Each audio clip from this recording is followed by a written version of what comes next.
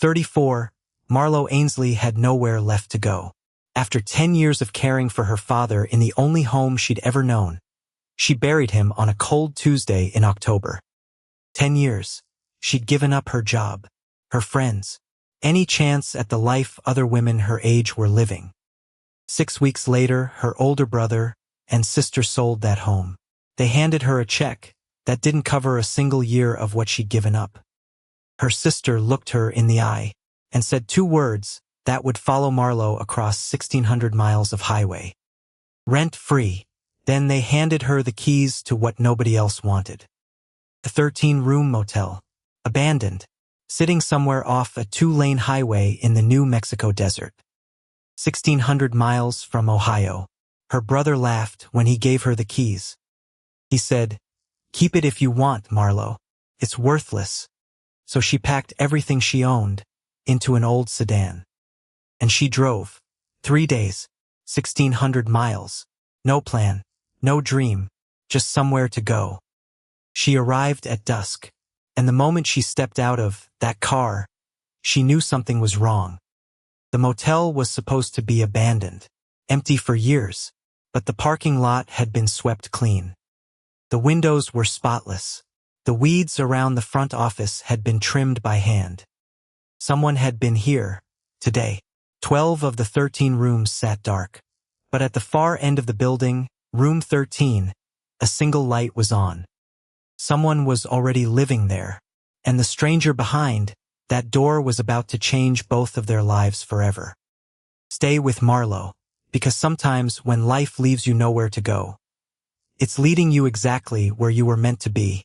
The last night, with her father, Marlow Ainsley sat in the same chair she had sat in for 10 years. Vinyl, cracked at the arms. The kind of chair you buy from a hospital supply store when you realize your father is never going to sit at the kitchen table again. She had memorized the sound of his breathing, every rasp, every pause, every long silence that made her heart stop until the next slow inhale. That night, the pauses were longer.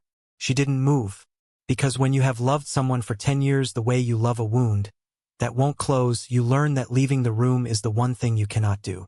The bedside lamp was on the lowest setting, the kind of light that turns a bedroom into a chapel. His hand felt like paper. He turned his head. Slowly, so slowly. "Marlow, I'm here, Dad. Did you eat something today?" She laughed, a small, broken laugh, because that was the question.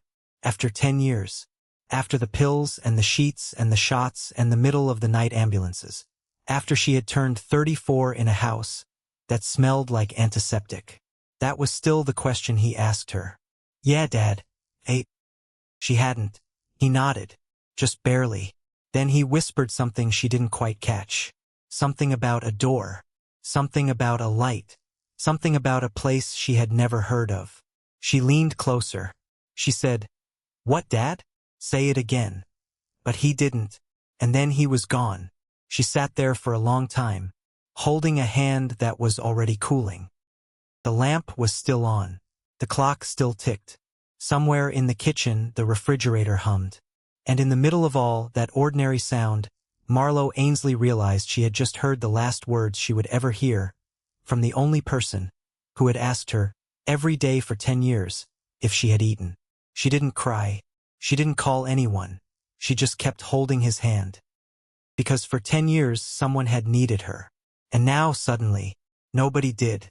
The funeral was small. Her brother Roland flew in from Boston. Her sister Corinne drove up from Cincinnati. They wore black. They stood on either side of Marlow at the graveside. They squeezed her shoulder when the pastor said the word rest. And then they went home. Marlow stayed. She stayed at the cemetery until the last of the daylight bled out of the sky. Until the groundskeeper began circling in his little truck, waiting for her to leave. Until the cold got into her coat and her bones and the small hollow place in her chest that used to be filled by the sound of her father's voice. She had thought she would be relieved.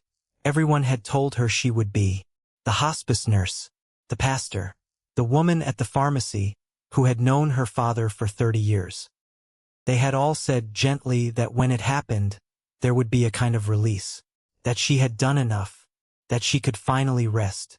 Nobody told her about the silence. Nobody told her that when the person you have been caring for dies, the silence in the house afterward is louder than any noise you have ever heard. She drove home. She sat at the kitchen table. She looked at her father's chair across from her. Empty. And for the first time in 10 years, she had nowhere to be. 6 weeks after the funeral, Roland and Corinne came back. Not to visit. Not to help her sort through their father's things. To sell the house. They sat at the kitchen table in the same chairs they used to sit in as children. Except now they had briefcases, and appraisers' reports, and a look in their eyes that Marlow recognized from every business meeting she had never attended. It's the practical thing, Roland said. 3 heirs, Corinne said. Equal shares. It's the only way. Marlow held her coffee cup. She hadn't taken a sip in 20 minutes. She said, "This is my home." Corinne looked up. Sharp. "Marlow," she said, "you lived here rent-free for 10 years. The words sat on the table like something spilled. Rent-free. Rent-free. 10 years. 10 years of alarms going off at 3 in the morning. 10 years of counting pills into little plastic containers. 10 years of watching her father forget her name. Then remember it. Then forget it again. 10 years of Thanksgivings, where she stood up from her chair before she had taken a bite of pumpkin pie because her father was calling her name from the bedroom. 10 years of birthdays where the candles burned down while she was on the phone with the pharmacy. 10 years of the same question every single day. "Did you eat something today, Marlow?" Rent-free. She didn't argue, because how do you argue with 2 words that turn a decade of your life into a bill you never paid? She just nodded, and she looked down at her coffee. And she said, very quietly, "Okay." Roland cleared his throat. He said there was one thing left. Something their father had bought years ago. Something none of them had ever seen. A motel. Out in New Mexico. Off some 2-lane highway nobody used anymore. 13 rooms. Abandoned for years. Unrentable. Uninsurable. Practically worthless. "It's a liability," Roland said. "A tax nightmare," Corinne said. Then Roland looked at Marlow. And he laughed. Not cruelly. Just tired. Like a man who had already done all the math. He said, "If Marlow wants that worthless place, she can have it." Corinne shrugged. Marlow reached out. Slowly. And she picked up the keys. They were small. 2 of them. On a plain metal ring. She closed her fingers around them. She said nothing. Because what could she say? Because for the first time in her adult life something belonged to her. Even if it was the thing nobody else wanted.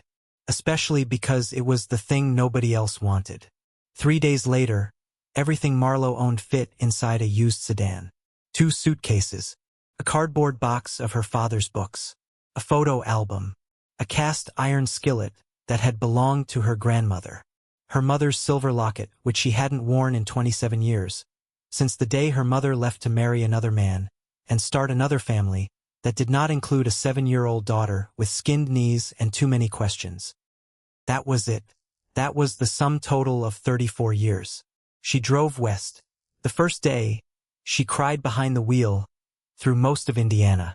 The second day, she stopped crying somewhere in Missouri. She didn't know why. She just couldn't do it anymore. Her body had run out. The third day, she drove through Oklahoma, into the Texas Panhandle, and watched the world flatten out around her, until the sky took up everything. She had never been west of the Mississippi. She had never seen a horizon like this. A horizon that didn't end. A horizon that made you feel very small and, strangely, a little less alone. Because when you are that small, your grief is small too. At least for a few miles. She crossed into New Mexico at 3 in the afternoon. The GPS lost signal for an hour. She followed the paper map her father had left folded in the glove compartment of the car she had inherited from him. On the corner of the map, in his handwriting, he had drawn a small circle around a dot with no name. Just a dot, off a highway numbered in the 300s. She followed it. The road narrowed. The pavement got worse. The desert opened up on both sides. Scrub, yucca, the occasional twisted mesquite. A hawk circling something a long way off. And then, at the end of a long slow curve, she saw it. The sign. Faded. The paint peeling. Two of the letters missing entirely. The neon frame around it dark for what looked like years. Beneath the sign, a low, single-story building. 13 doors in a row. A cracked parking lot. A drooping awning over what must have once been the front office. Marlow pulled off the highway. She stopped the car. She sat there for a full minute, both hands on the wheel, not moving, because 1,600 miles. 3 days. 2 suitcases. 1 dead father. 1 empty inheritance. And she had arrived. She stepped out of the car. The desert cold hit her first. She hadn't expected that. In Ohio, October cold was wet. It got in your coat. Here it was dry and it moved. The wind swept across the parking lot in one long low whistle, carrying the smell of sage, and dust and something faintly mineral. Something old. She pulled her jacket tighter. She walked toward the motel. Then she stopped, because something was wrong. She looked down at her feet. The parking lot was cracked.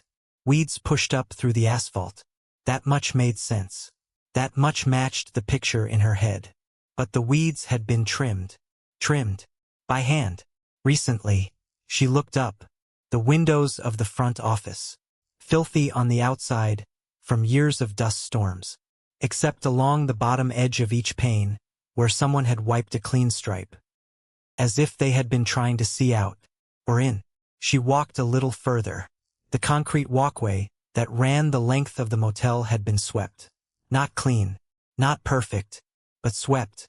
She could see the faint lines, where a broom had passed, through the fine desert grit. Very recently, maybe today, the old ashtray outside room 7 had been emptied. The empty planter beside room 4 had been turned right side up. Somebody had been here. Marlow felt her stomach tighten. She had come 1,600 miles believing this place would be empty. Her brother had said it was empty. The lawyer had said it was empty. The tax records had said it had been abandoned for years. But nothing about this parking lot looked abandoned. It looked cared for, by somebody who was not her. She reached into the back seat of the sedan.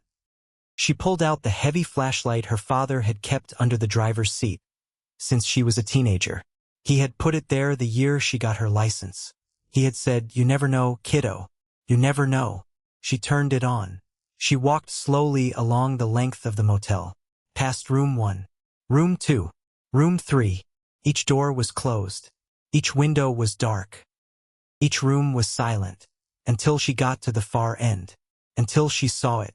Room 13, the last door, the one at the end of the row, closest to the desert, farthest from the highway.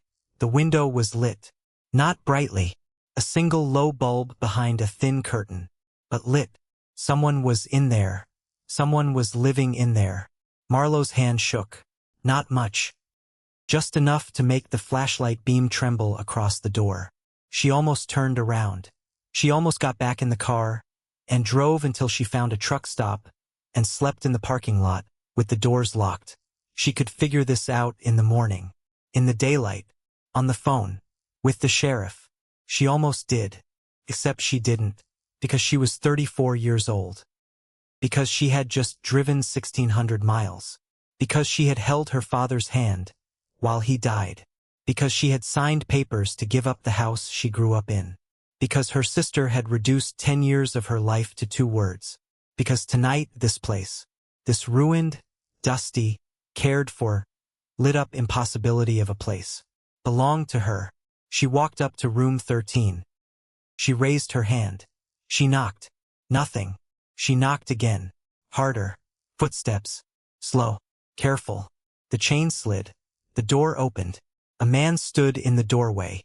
He was tall. Or he had been tall once, before time had bent him a little at the shoulders. His hair was gray.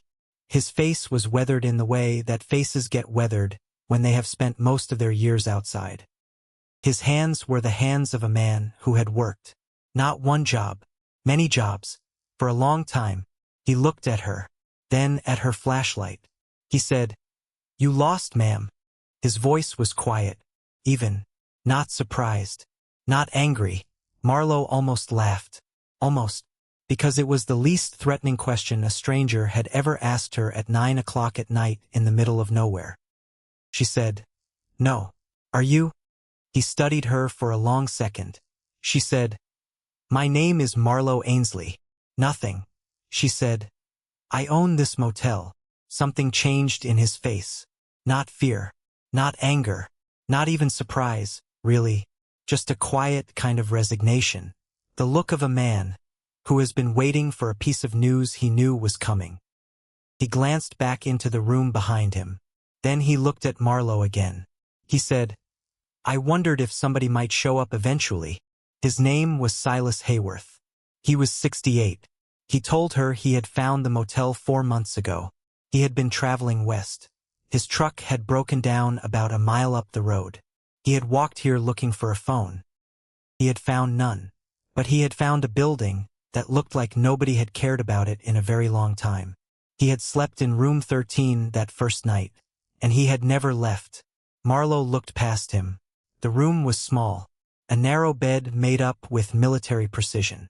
A folded blanket at the foot. A hot plate on top of an old dresser. A tin coffee cup on the windowsill. A toolbox in the corner. A few cans of soup stacked neatly against the far wall. There were no cigarette burns on the carpet. No trash. No smell of drink. No stolen televisions. No signs of any of the things she had braced herself to see. Just the small, tidy, careful life of a man who seemed determined not to take up more space than the world had given him. Marlow's throat was dry. She said, "You can't live here." Silas nodded. He said, "I know." That answer stopped her cold. Because she had expected an argument. She had expected an excuse. She had expected a story about hard luck, and bad breaks, and "Please, ma'am, just a few more days." She had not expected agreement. Silas turned. He picked up a battered canvas duffel bag from beside the bed. He began packing. 2 folded shirts, a shaving kit, a worn paperback book, a photograph that he slipped into the bag so quickly she couldn't see the face on it. Then he reached for the toolbox. Marlow watched him. She watched him pack up what appeared to be almost everything he owned in the world. And it took him less than 4 minutes. He stopped at the door. He said, "I'll be out of here in 10. You won't have to see me again." Marlow said, "Where are you going?" He shrugged. He said, "I'll figure something out tonight. I've done it before." She looked out at the highway. There were no lights. No houses. No open gas stations. Nothing between here and 40 miles in either direction except the sound of a truck grinding somewhere off in the distance, and a cold wind that was getting colder. She said, "It's 9 o'clock at night." He said, "Yes, ma'am." She said, "It's 40 degrees out there." He said, "Yes, ma'am."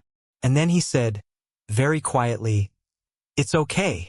Marlow looked at him. Really looked at him. She looked at his duffel bag.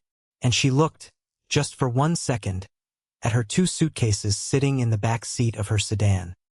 She saw herself 6 weeks ago, watching 2 strangers in coveralls carry a couch out of the only home she had ever known. She saw herself signing papers with a hand that wouldn't stop shaking. She saw her sister at the kitchen table saying, "You lived here rent-free for 10 years. She saw a man being handed a suitcase and told that this was, in fact, all that he was worth. She looked back at Silas. She said, "Wait." He stopped. She noticed the door frame. Fresh wood. New. Recent. She said, "You fixed this." Silas looked at the frame. He said, "It was rotted. Wouldn't have held through a wind." She pointed at the roofline above room 10. "And that patch," she said. "You?" He hesitated. "Yes, ma'am." "And the walkway?" "And the windows?" "And the weeds?" He looked at his boots. He said, "Fixed the pipes in room 6-2. Kept a couple of kids from breaking out the window in room 4 last month. Ran them off. They didn't come back." Marlow said, "Why?" Silas looked up. He looked at the motel, at the row of dark doors, at the dead sign. He said, "I needed somewhere to sleep." Then he said softer, "Figured I ought to earn it." The words did something to her. They shouldn't have. They were just 5 words. Figured I ought to earn it. Any decent person would have said them. Except that for 10 years Marlow had been trying to earn something. She just hadn't known what it was. She hadn't known she was trying to earn it. She had only known that whatever it was, she had not earned enough. Because when the reckoning came, her sister had looked her in the eye and said, "Rent-free. 10 years. 2 words. Rent-free." And here was a man, standing in a doorway, explaining that he had fixed a rotted door frame and a leaking pipe and chased off 2 teenagers with a rock. Because he needed a place to sleep. And he did not want to sleep in a place he had not earned the right to. Marlow felt something inside her chest go quiet. She said, "Stay tonight." Silas looked at her. He said, "Ma'am." "Stay tonight," she said again. "Just tonight. I'll take room 12. You keep 13. Tomorrow. We'll figure it out." He didn't move for a long moment. Then, slowly, so slowly, the corner of his mouth lifted. Not a smile. Not really. Just the ghost of one. The kind of expression a face has to remember how to make.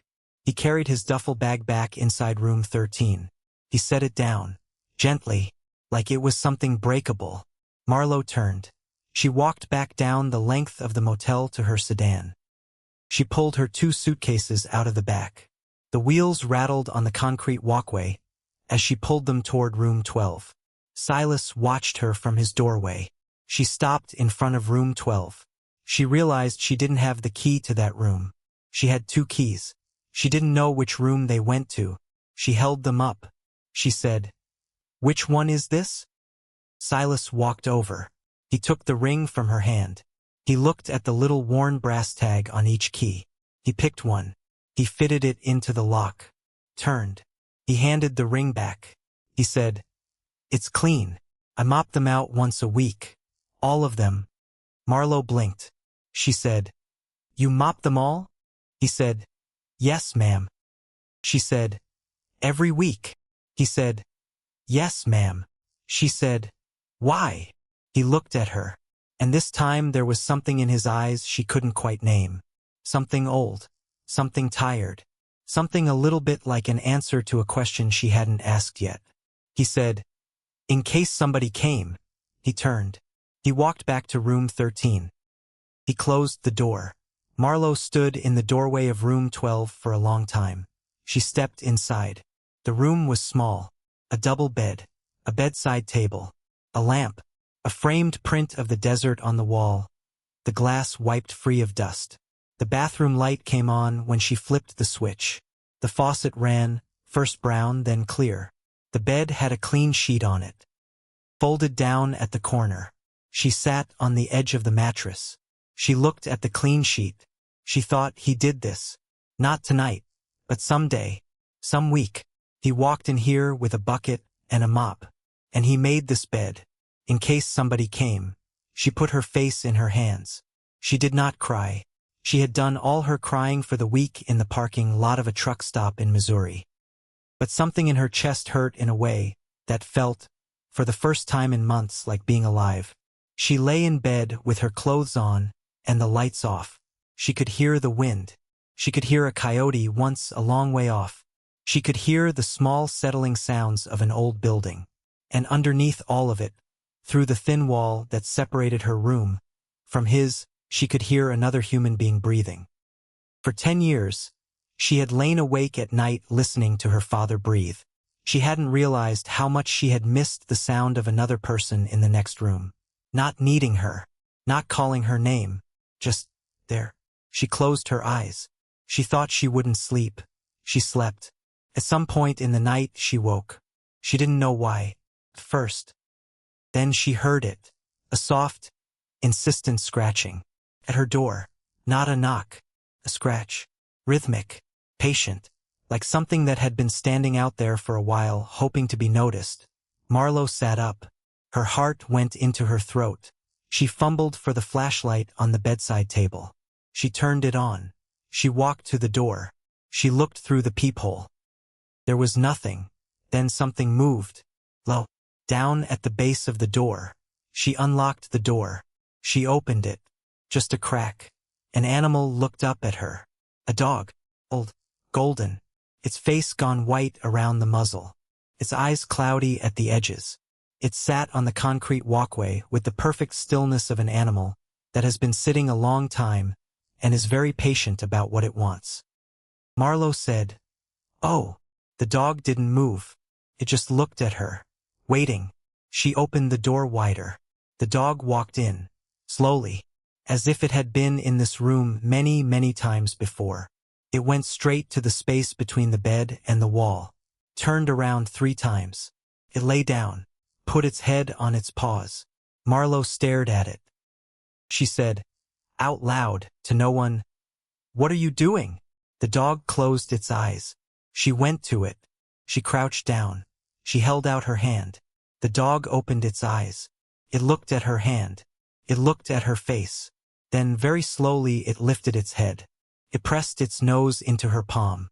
That was when she saw the collar. Brown leather, cracked with age, softened by years of a hand touching it.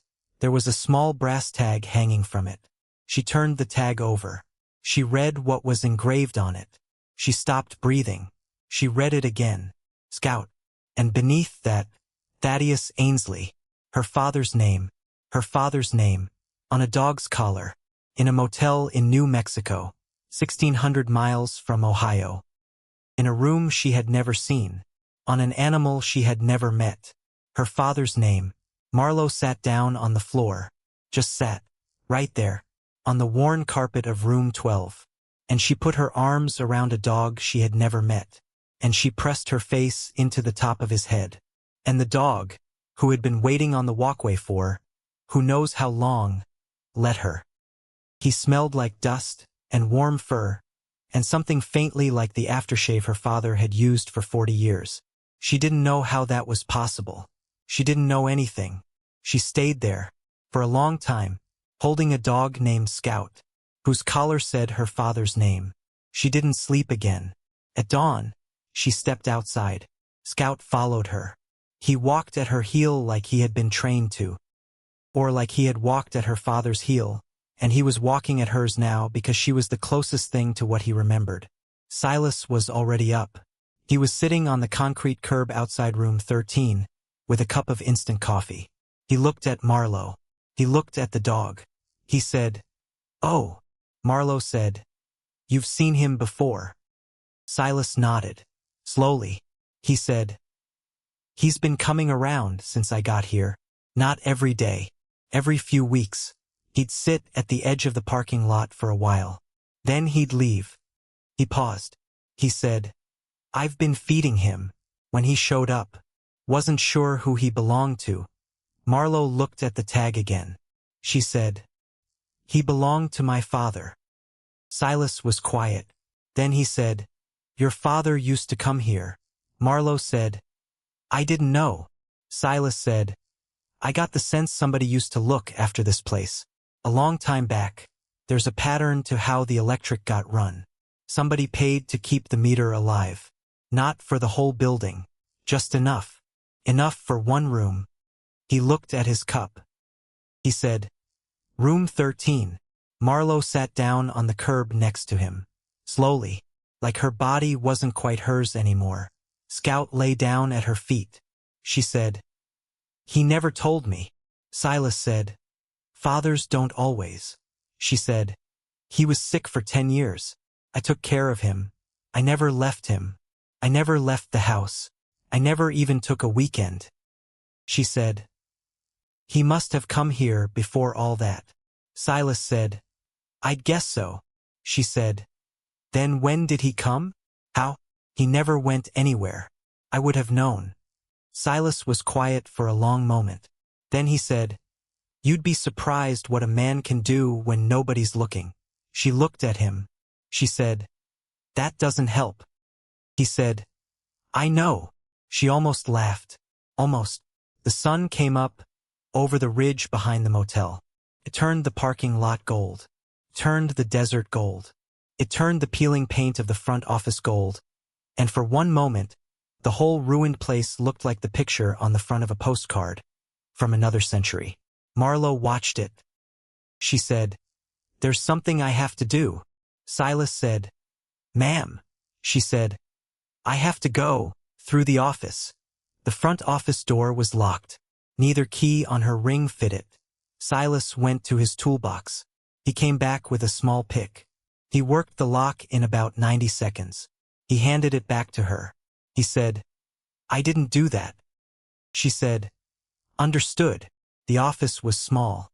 A counter, a rotating rack of postcards that had bleached completely white, a cracked vinyl chair behind the counter, a desk lamp, a little bell. She rang the bell. It still worked. She smiled, just a little, because that was somehow the saddest thing she had seen all week. A bell in an abandoned motel, still ringing. Behind the counter there was a desk. A drawer. She pulled the drawer open. Inside, resting on top of a pile of yellowed paperwork, was a stack of envelopes. 12 of them. They were bound together with a piece of brown twine, neatly tied, as if they had been placed there for someone to find. Each envelope had a number on it, written in her father's handwriting. 1 through 12. There was no 13, and across the front of each envelope, in the same careful handwriting she had watched grow shakier and shakier over the last 2 years of his life, was a single line. "If you made it here." Marlow felt her legs go under her. She sat down on the vinyl chair. Scout sat next to her, pressing his old body against her knee. She untied the twine. She picked up the first envelope. Number 1. She held it in her hand for a long time, because there was a moment just before she opened it when she understood something. She had thought her father died 6 weeks ago in a hospital bed in Ohio. But he hadn't. Not really. Piece of him. Part of him. Some quiet, unknown chapter of him. Had been living in this motel all along, waiting for her. And now, 1,600 miles from home, she was about to hear his voice again. Not the voice from the last 10 years, thin and confused, and always asking if she had eaten. But the voice from before. The voice of the man she had been too young to know. The man who had come to this desert and left a dog and swept these walkways and made these beds. The man who had known somehow that she would come. She opened the envelope. Inside, on a single sheet of yellow legal paper, 3 lines. "Don't sell it. Not yet. Read 1 a week. In order. Don't skip ahead. I love you, kiddo." She read it once. She read it again. She read it a 3rd time. Because she had been called kiddo by exactly one person in the entire world. And that person had been dead for 6 weeks. And she had never, in her entire adult life, expected to be called kiddo again. She held the paper against her chest. She did not cry. She did not sob. She just sat there on a cracked vinyl chair, in a front office of an abandoned motel, in a desert that had gone gold with sunrise. And she pressed a single sheet of yellow legal paper against her heart. And she breathed, in, and out, and in. Scout put his chin on her knee. Silas stood in the doorway, quiet, not intruding, just there. He said, after a long time, "Ma'am." She looked up. He said, "You okay?" She almost laughed. She said, "I don't know." He said, "That's fair." She stood up. She held the stack of 11 remaining envelopes against her chest, with one arm. She held the first letter against her heart, with the other. She looked past Silas, out through the smudged glass of the front office door, at the row of 13 doors, at the desert, at the highway, at the enormous, impossible sky. 6 weeks ago, she had thought she had nowhere to go. 1,600 miles ago, she had thought she had nothing left. An hour ago, she had thought she was inheriting a ruined building nobody wanted. She had been wrong about all of it, because her father had left her something. He had left her a place, and a dog, and a stranger who mopped the rooms once a week in case somebody came, and 12 envelopes, 1 for every week, to be read in order. He had left her a puzzle. He had left her a reason to stay. He had left her, for the first time in 10 years, a version of herself that was not defined by whose fever she was breaking, whose sheets she was changing, whose hand she was holding, while they slipped away. She had made it here, and someone, somewhere, a long time ago, had known that she would. She looked at Silas. She said, "I'm going to need your help." He said, "Ma'am, I don't think I'm going anywhere." She said, "Good." Scout pushed his nose into her hand. She stepped out of the front office. She walked, slowly, down the length of the motel, past room 12, past room 10 where the roof had been patched, past room 6 where the pipes had been fixed, past room 4 where the window had been saved by a man with a rock. She stopped in front of room 13, the room with the light, the room her father must have paid, quietly, for years, to keep the electricity running to. The room where a stranger had eventually walked in one night and decided to stay. The room where an old golden dog had come, again and again, waiting for someone. She put her hand on the door frame, the fresh wood, Silas's work. She whispered something, not out loud, just in her chest. "I'm here, Dad." Somewhere across the desert, a hawk cried once. The sun rose the rest of the way over the ridge, and in the middle of a parking lot she had thought was the last place left to go, Marlow Ainsley began, without knowing it yet, the first day of the rest of her life. For days, that was how long Marlow had been at the motel, when the storm came. For days of sweeping, of scrubbing, of finding a broken chair in room 5 and setting it out on the walkway, then bringing it back inside, because throwing anything away felt like throwing away a piece of her father. For days of Scout following her, from room to room, sitting outside every door she opened, watching, as if he were checking her work. For days of Silas nodding at her, over morning coffee, not saying much, just nodding. For days of the yellow envelope numbered 1, folded and tucked, into the front pocket of her jeans. She had read it 14 times. She had not opened envelope number 2, because her father had said 1 a week. And she could not bring herself to disobey a man who had been dead for 6 weeks. For days. Then the sky changed. She was on the walkway between rooms 7 and 8, holding a bucket of soapy water. She looked up. The sky over the ridge had gone the color of an old bruise. Silas came out of room 6. He looked up too. He looked at the sky for a long moment. He said one word. "Marlow." She turned. He said, "Get everything inside. Now." She didn't ask questions. Because Silas Hayworth was a man who used 2 words when 1 would do, and he had just used 2. They ran. They pulled the ladder off the walkway. They dragged her toolboxes into the front office. They took every bucket, every rag, every loose board, and shoved them under the awning. Scout ran alongside them, barking once, sharp at the sky. Then the first drop hit. Just one. Fat. Warm. It landed on the back of Marlow's hand, and she looked down at it. Because she had lived in Ohio her whole life, and she thought she knew what rain was. She was wrong. The second drop was harder. The third was harder than that. By the time she made it back to the front office door, the sky had opened. The rain hit the parking lot sideways, came down in sheets, in walls, came down like something that was trying to erase the desert. She had never heard rain like this. It was not a sound. It was a roar. Silas stood beside her under the awning. His shirt was already soaked to the shoulders. His gray hair was plastered flat against his forehead. She said, "Does it always do this?" He said, "No." She said, "Then why is it doing it now?" He said, "Because we needed the practice." She looked at him. She said, "Was that a joke?" He almost smiled. He said, "Barely." Then, above the roar of the rain, a different sound. A crack. Wood. Splitting. Silas's head snapped up. He said, "Room 4. She said, "What about it?" He said, "That's the room with the bad ceiling." He was already running. They got to room 4 just as the drywall came down. Half the ceiling, all at once, fell in a wet, brown, disintegrating sheet. It hit the floor. It threw up a wave of muddy water. The bed, the chair, the little bedside lamp Marlow had wiped clean 2 days ago. All of it, soaked in the same second. She stood in the doorway with her mouth open, because she had spent 4 days sweeping this walkway. She had spent 4 days believing she was building something. And now, the ceiling, just falling. She said, "No."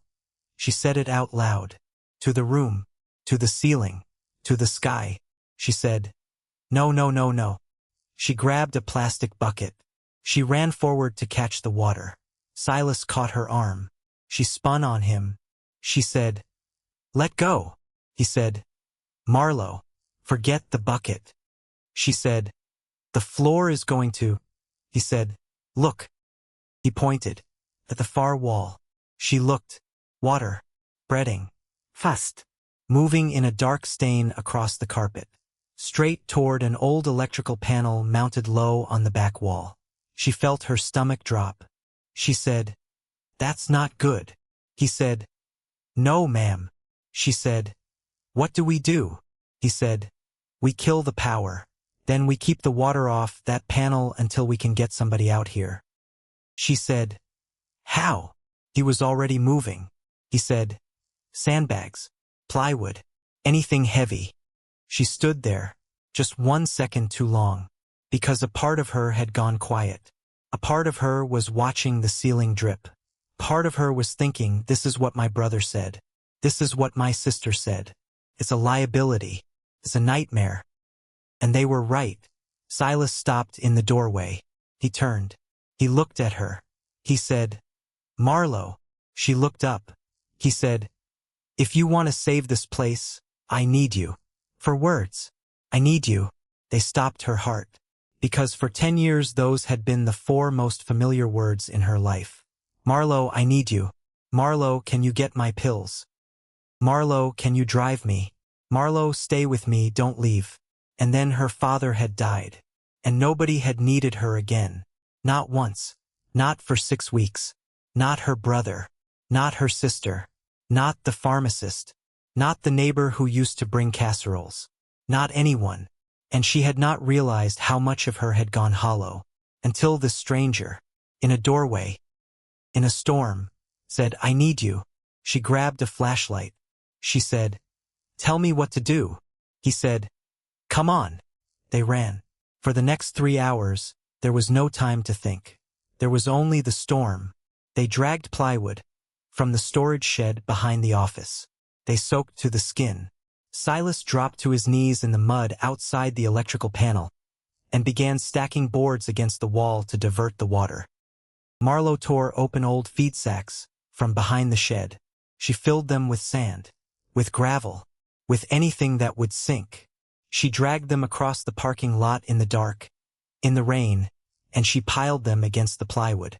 Her hands went red, then white, then red again.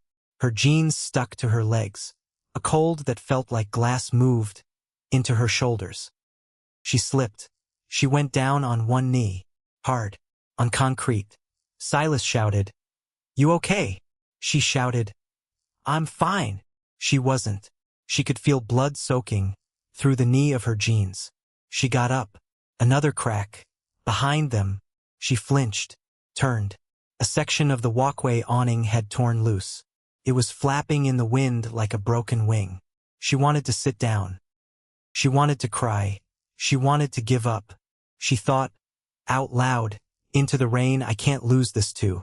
She didn't realize she had said it out loud, until Silas turned.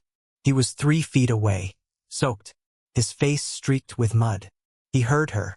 He didn't say she wouldn't lose it. He didn't promise. He didn't lie. He just handed her another board. He said, "Then let's keep going." So they did. Near midnight, the rain began to weaken. By 2 in the morning, the water stopped rising. By 4, the sky in the east had started to turn a dull, tired gray. Marlow sat on the concrete curb outside the front office. Her hands shook. Her knee throbbed. Her jeans were stiff with mud and blood. Scout lay at her feet, somehow dry, somehow calm, as if he had known the whole time that they were going to make it through. Silas came out of the office with 2 chipped mugs. He handed her one. Coffee. Instant. Bitter. She took a sip. She had never tasted anything so good. They sat. Neither of them spoke for a long time. Then she looked at the damaged roofline, at the ruined ceiling in room 4, at the broken awning, at the sandbags stacked crooked and heavy against the electrical panel. She laughed. A small, cracked, exhausted laugh.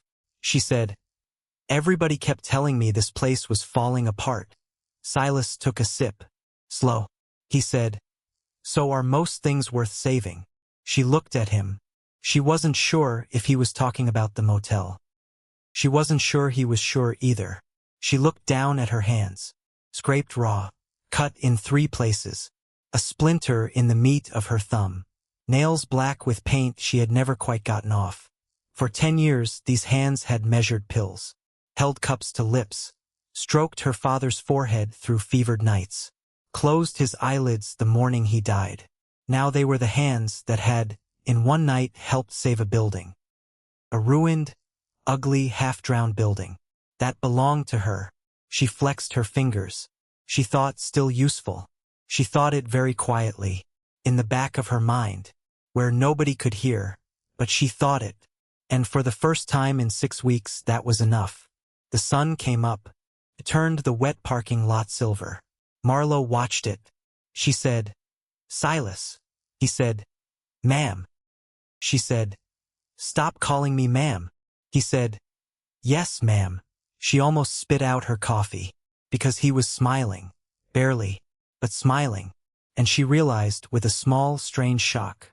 That was the first time she had smiled since her father died. She slept for 4 hours. She woke up. She looked at Scout, curled at the foot of her bed. She said, "Envelope 2. Scout thumped his tail. She got up. She limped to the front office. She untied the twine. She lifted envelope number 2 off the stack. She opened it. Inside, on a single sheet of yellow legal paper, 5 lines. Drive 8 miles west. Take the second right after the water tower. Look for a place called Blue Kettle. Ask for Adeline. Tell her Thad's kid finally made it." Marlow held the paper. She looked at Scout. She said, "I don't think this is going to be a quiet week." He thumped his tail again. The Blue Kettle was a diner, or something that had once been a diner. It sat on the corner of 2 roads that met at nothing, with a sun-bleached wooden sign out front, and a screen door held together by prayer. Marlow parked. She sat in the sedan for a full minute, because for 4 days her whole world had been the motel. And now, suddenly, she was somewhere else, and her hands were on a steering wheel, and she was about to walk into a diner and say a dead man's name to a stranger. Scout whined from the passenger seat. She said, "Yeah, I know." She got out. The bell above the door jingled. When she pushed it open, inside, warm, the smell of butter, coffee, something with sugar and cinnamon, a row of vinyl-topped stools along a Formica counter. For booths, 2 customers, an old jukebox in the corner that looked like it hadn't played a song since 1994, and behind the counter, a woman, small, slight, silver hair pulled back into a bun that had not moved in 30 years. Eyes very blue and very sharp, skin like a river map. She was wiping down the counter when the bell rang. She looked up. She saw Marlow. She saw Scout panting in the doorway. Her face did something complicated.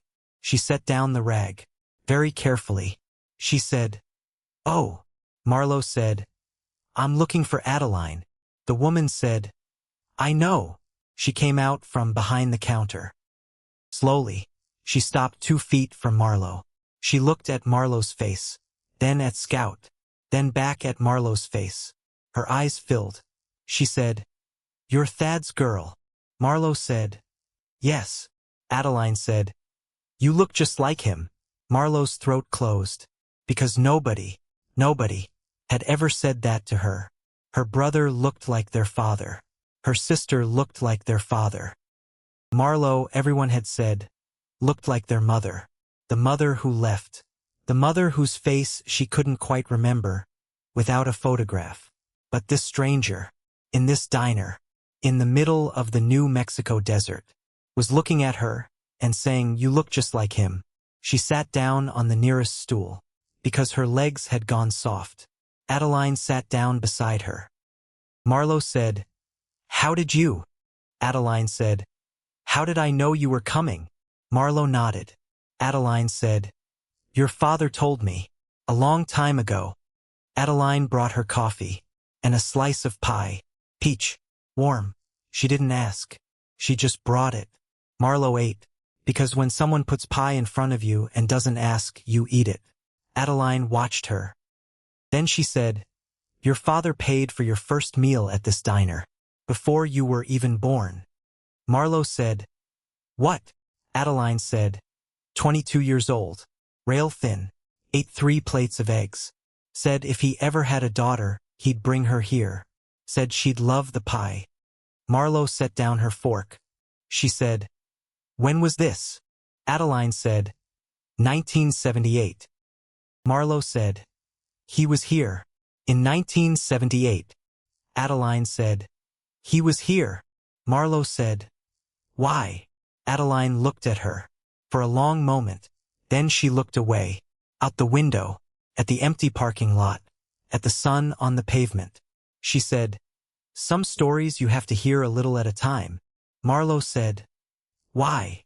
Adeline said, "Because if he wanted you to hear it all at once, he would have written it on a piece of paper. And he didn't, did he?" Marlow thought about the envelopes. The 12 envelopes. 10 more to go. She said, "No." Adeline nodded. She said, "Then a little at a time is how you'll hear it." She got up. She walked back behind the counter. She reached under the register. She pulled out a small manila envelope. Old, yellowed, sealed with brittle tape. She brought it to Marlow. She said, "Your father left this here a long time back. He said, one day my girl's gonna walk through that door. When she does, give her this." Marlow took it. Her hands trembled. She opened it. Inside, one photograph, black and white, faded, the edges soft with age. A young man. 22, 23. So thin the collarbones showed through his shirt. Standing on the concrete walkway of a motel. Her motel. And on either side of him a man and a woman. Both old. Both smiling. The woman's hand on the young man's shoulder in the way that a mother would touch a son. Marlow stared at the young man. The face was her father's. She had never seen him this young. She had never seen him this thin. She had never seen him look so tired, so relieved, so held. She said, "Who are they?" Adeline looked at the photograph. Her eyes went soft, and a little bit wet. She said, "That's my Aunt Iona, and my Uncle Merritt Cole then." She paused. She said, "They owned the motel, before your father did." Marlow said, "And they knew him?" Adeline said, "They knew him." Marlow said, "How?" Adeline said, "That's the next envelope." Marlow said, "That's not fair." Adeline smiled, very small. She said, "Neither is losing your father, sweetheart." She drove back to the motel with the photograph on the passenger seat and Scout in the back.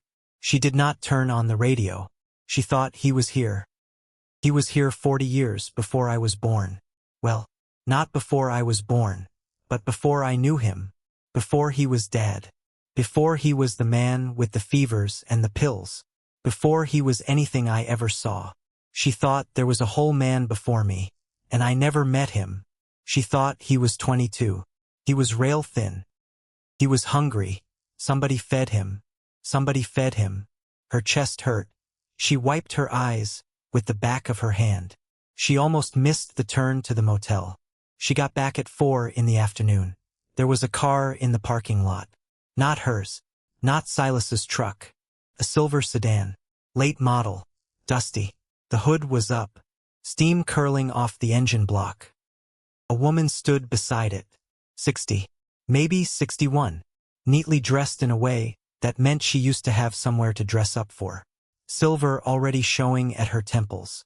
A leather purse held very tightly in both hands. Silas was leaning under the hood. He straightened up when Marlow pulled in. He wiped his hands on a rag. He shook his head at her. He said, "Alternator." The woman said, "The parts store said tomorrow." Marlow looked at her. The woman gave a small, brave, cracked smile. She said, "I've had a very long week." Marlow said, "What's your name?" The woman said, "Nora. Nora Whitfield." Marlow said, "Where were you headed, Nora?" Nora said, "Arizona. My sister." She paused. She said, "Just for a while." Marlow looked at the woman. She looked at the purse held in both hands. The way you hold a purse when you don't have anything else left to hold. She said, "Room 1 is clean. You can stay tonight."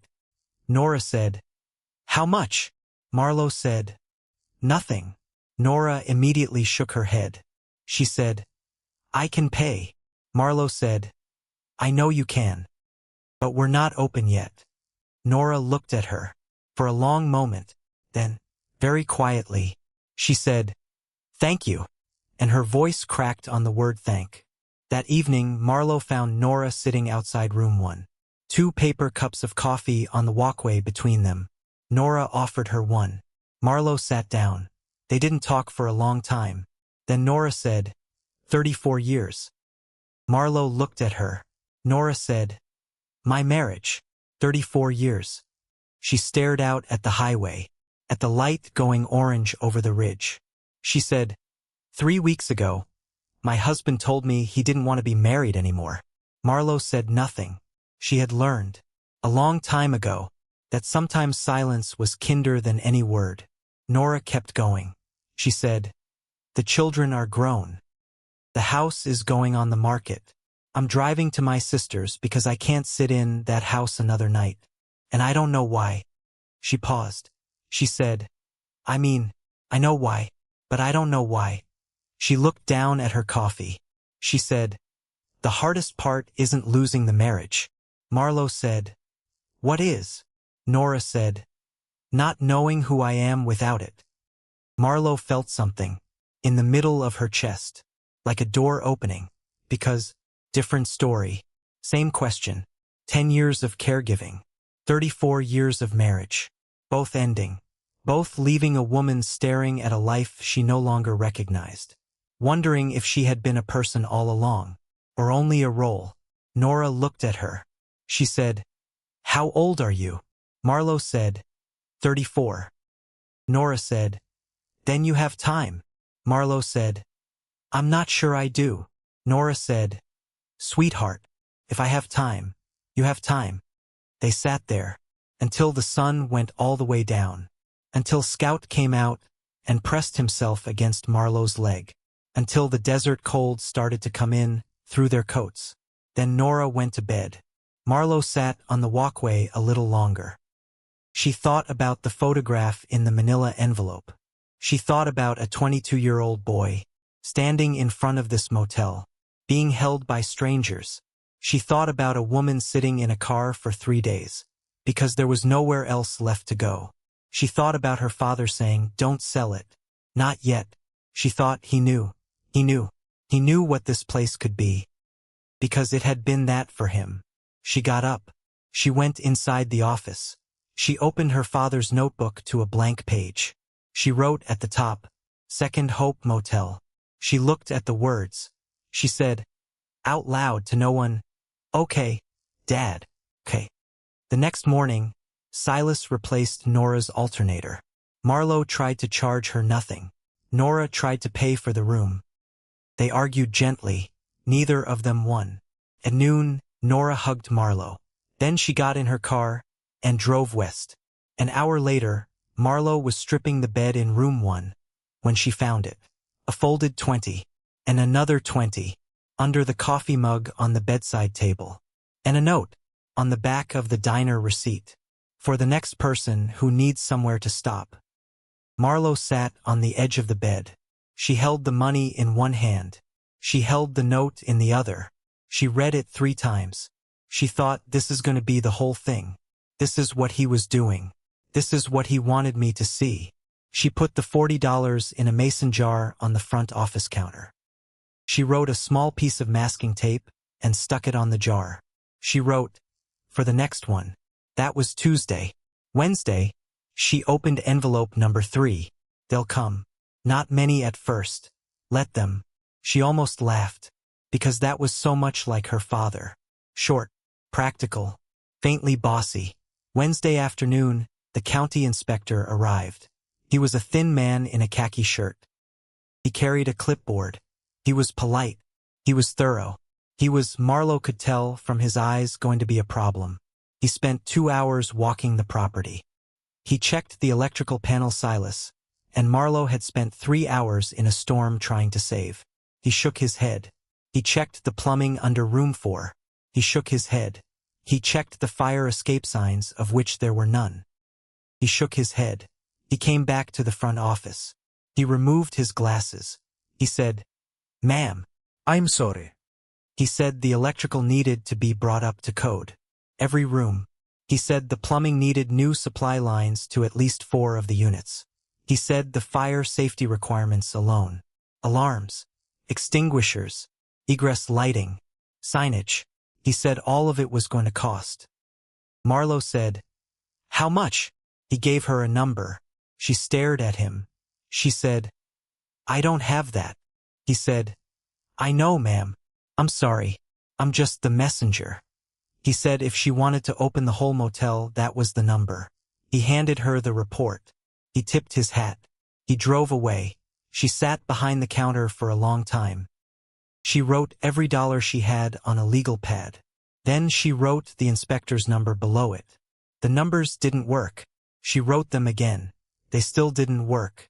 She put her head on the counter. Scout put his chin on her foot. She closed her eyes. That was when Preston Cole came. The next afternoon. She was outside room 4, dragging out the ruined mattress, when the car pulled in. A black SUV. Newer. Clean. It didn't belong in this parking lot the way a wedding cake doesn't belong in a coal mine. A man got out. 50-something. Nice suit. Notie. The kind of face that had spent years practicing being trustworthy in mirrors. He walked toward her. He was already smiling. He said, "Ms. Ainsley." She said, "Yes." He said, "Preston Cole. I've been leaving messages." She said, "I've been busy." He said, "I can see that." He looked, really looked, at her mud-stained jeans, at her scraped hands, at the ruined mattress, at Scout, who had come out to stand between them, and was watching Preston Cole, with a flatness Marlow had not seen before. Preston Cole said, "May I buy you a cup of coffee, Ms. Ainsley?" She said, "There isn't a coffee shop for 40 miles. He said, "I have a thermos in the car." She almost laughed. She said, "Of course you do." They sat on the concrete curb outside the front office. Preston Cole poured her coffee, from a stainless steel thermos, into a paper cup. It was good coffee, better than anything she had drunk in weeks. He said, "I know what you've inherited." She said, "Do you?" He said, "I know how much it's going to cost to bring it up to code." She said, "Do you?" He said, "I know what the county told you yesterday." She said, "Do you?" He smiled. A little. He said, "I can save you a lot of pain, Ms. Ainsley." He said his offer. It was a number. It was more than she expected. Enough for a small condo somewhere warm. Enough for savings. Enough that she would never have to lie awake at night wondering if a check would clear. She stared at him. He said, "I know this isn't easy. I understand how you got here." He paused. He said, "May I be honest with you?" She said, "Please." He said, "I've done my homework on you, Ms. Ainsley. I know you spent 10 years caring for your father. I know you never married. I know you gave up a job to be at home." He paused again. He was very good. He was very careful. He said, "You have taken care of enough. Don't take care of a building too." Something in her chest went cold. because it was the kindest thing anyone had said to her in weeks, and she couldn't tell if he meant it, or if he had rehearsed it in the car on the drive over. Or both. Roland called that night. Somehow, he knew. He said, "Marlow, take the money." She said, "How do you know?" He said, "For once in your life, make the practical choice." She hung up. She sat in the office in the dark. Scout was on the floor beside her. She said, out loud, "Dad." She said, "Dad, I don't know what to do." She reached for the envelopes. Number 4. She wasn't due to open it. Not for 4 more days. She almost opened it anyway. She stopped. She thought he told me. "In order." He said in order. She put it down. She opened envelope number 3 again. The one she had already read. "They'll come. Not many at first. Let them." She thought about Nora. She thought about the $40 in the mason jar. She thought about the 22-year-old boy in the photograph. She put the envelopes down. She went to bed. 2 days later, she opened envelope number 4. "There will be a man with a good suit and a good offer. Don't sell it because you're tired. Sell it only if you don't believe in it anymore." She read it. She read it again. She sat on the floor of the office. She put her face in her hands. She said, "Dad, how did you know?" Scout put his paw on her leg. She looked at him. She said, "He knew, didn't he? He knew about all of it.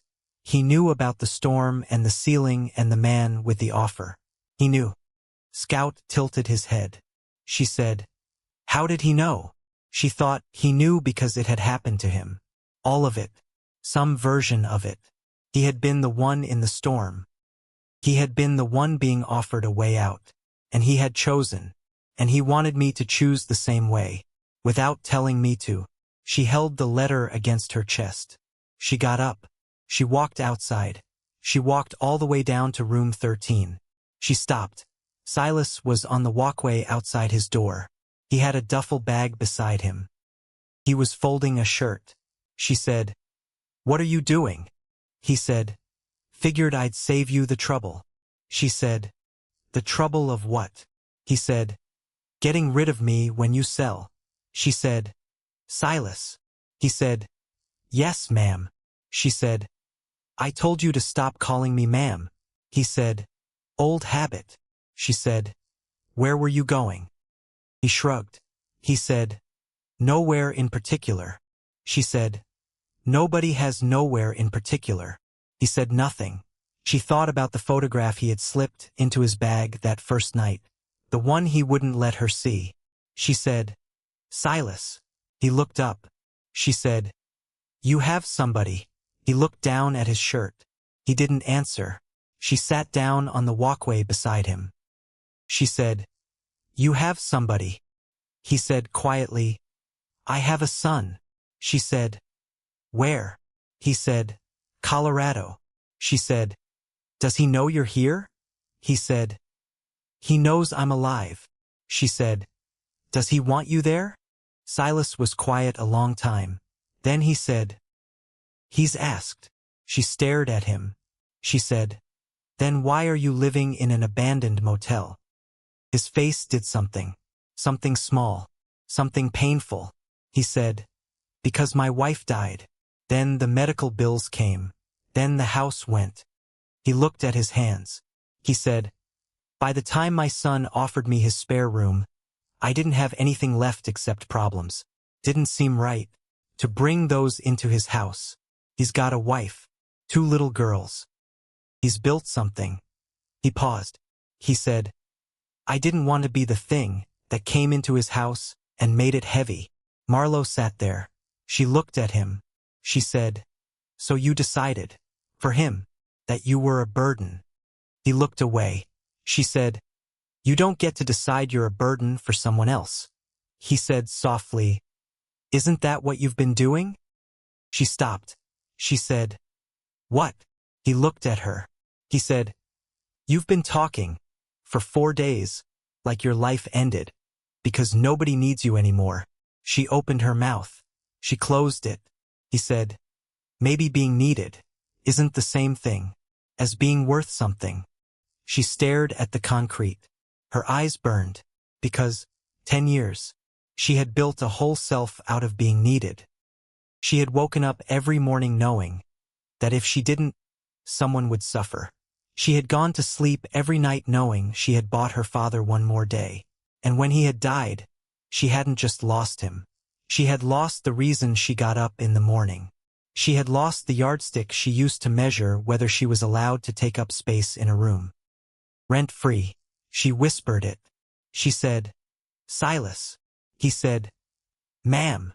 She said, "I took this place because nobody wanted it." He said, "Yes." She said, "I took it because that was how I felt." Her voice broke on the last word. Silas said nothing. He didn't reach for her. He didn't try to fix her. He didn't tell her she was wrong. He just sat there, beside her, on the concrete walkway, in the dark. After a long time, he said, "What do you want?" She almost answered automatically. She almost said what her father would have wanted. What Roland thought was sensible. What Corinne would say. What Silas might need. What Nora had asked her, without asking her, to keep the light on for. Then she realized. He hadn't asked what anyone else needed. He had asked what she wanted. Nobody had asked her that. Not once. In 10 years. Nobody. Not her father. Not her siblings. Not her doctors. Not her hospice team. Nobody had ever sat down and looked her in the eye and said, "What do you want, Marlow?" She looked at the dark row of doors. She thought about the 22-year-old boy in the photograph. Rail-thin, being held. She thought about Nora, driving west, folded 20s under the coffee mug. She thought about her father's shaky handwriting. "If you made it here." She thought about Scout, waiting on the walkway for she didn't know how long. Until she came. She said, "I want to try." Silas nodded. He said, "Then we try." She said, "I don't have the money." "Not for what the inspector wants." He said, "Then we don't do what the inspector wants. Not all of it. Not yet." She said, "What do we do?" He said, "We open what we can. 3 rooms. For whatever passes." She said, "Would that work?" He said, "It'll work if you work." She almost laughed, because it was the least comforting thing anyone had ever said to her. And the most true. She said, "Silas." He said, "Ma'am." She said, "Call your son." He looked at her. She said, "Call him. Tomorrow. Tell him you're not coming to live with him. Tell him you have work. Tell him he can visit." Silas looked down at his hands. She said, "You don't get to decide you're a burden for him." His shoulders moved, just a little, once. He said, quietly, "Okay." The next morning, Marlow called Preston Cole. She said, "I'm not saying no forever." He said, "I understand." She said, "Give me 90 days. He said, "Ms. Ainsley." She said, 90 days. He was quiet. Then he said, "You're going to regret this." She said, "Maybe." He said, 90 days, and then we talk again." She said, "We talk again." She hung up. Silas was standing in the doorway of the office. He said, "Well." She said, 90 days. He said, "All right." She sold the sedan that afternoon. She bought a used pickup truck. Older, rougher. It had a bed she could throw lumber into. She traded the difference for cash. She sat down, that night with her father's notebook. She made a list. Room 1. Room 3. Room 7. 3 rooms. Electrical. Plumbing. Paint. Locks. 3 rooms. She looked at the list. She thought about the 12 envelopes on the counter. 8 of them still unopened. She thought about all the weeks ahead of her. She thought about the storm. And the ceiling. And a woman driving to Arizona. And a man in a good suit. And a boy in a photograph. She thought about a father who had left her a puzzle. She thought about a stranger who was going to call his son in the morning. She thought 90 days. 3 rooms. 1 more chance. She thought it isn't much. She thought, but sometimes courage isn't risking everything. Sometimes courage is finding a smaller way forward. When the bigger road has closed, she turned off the light. Somewhere across the desert, a coyote called once. Scout got up, walked around the bed, lay down against her feet. She closed her eyes. 90 days. She fell asleep thinking about them. And she did not know it yet. But somewhere, in a small town 8 miles west, an old woman named Adeline Frost was sitting at her kitchen table. She was looking at a wooden box she had been keeping, for years, on a high shelf in her pantry, under a folded quilt. She was thinking that soon, very soon, it was going to be time to open it. And when she did, Marlow Ainsley was going to learn something about her father, about a night in 1978, about a chain of small kindnesses that stretched back further than she had ever imagined. Something that would change everything. She thought she knew, but that was next week. Tonight, the motel slept. Tonight, 3 people and 1 dog lay under one roof. And for the first time in a very long time, not a single one of them was alone. Silas called his son the next morning. Marlow gave him privacy. She walked all the way down to the end of the parking lot with Scout. She stood there, looking at the highway. She could still hear his voice, faintly, not the words, just the shape. She heard him say, "Bennett," just the name. She heard him stop. She heard him say it again. "Bennett." She heard nothing for a long time. Then she heard him say, "Yes, yes, I know, son." Then, something she had never heard from Silas Hayworth before. She heard him cry, not loud, not broken, just one long sound, the sound of a man who had been holding something inside his chest for years, and had finally set it down. Scout looked up at her. She did not turn around. She waited until she heard the screen door of the front office close. Then she walked back. Silas was sitting at the counter. He had wiped his eyes, not fast enough. She could see. She didn't say anything. She sat down beside him. She said, "He coming?" He nodded. He said, "Saturday. Him, his wife, the girls." She said, "Good." He said, "Yeah." He looked at his hands. He said, "Dad, I've been waiting for you to call." Marlow felt her throat close. She said, "Silas." He said, "Ma'am." She said, "You said Bennett?" He said, "That's his name." She said, "That's a good name." He said, "His mother picked it." She said nothing else. She just sat there, beside him, until the sun climbed over the roof of the office, and Silas went back to work. 90 days. That was the number. 90 days to open 3 rooms. 90 days to pass an inspection that had already failed once. 90 days before Preston Cole came back and asked her quietly, kindly, with a signed check in his pocket, whether she was finally ready to be practical. 90 days. Marlow woke every morning at 5. Because Silas woke at 5. Because Scout woke at 5. Because that was how this life worked now. She learned to patch drywall. Silas showed her how to feather the edges, so the seam disappeared. She learned to sand a door. She learned to replace a wax ring on a toilet, which is a horrible job. She threw up the first time. Silas handed her a rag. He said, "It gets easier." She learned to solder copper pipe. She burned herself twice.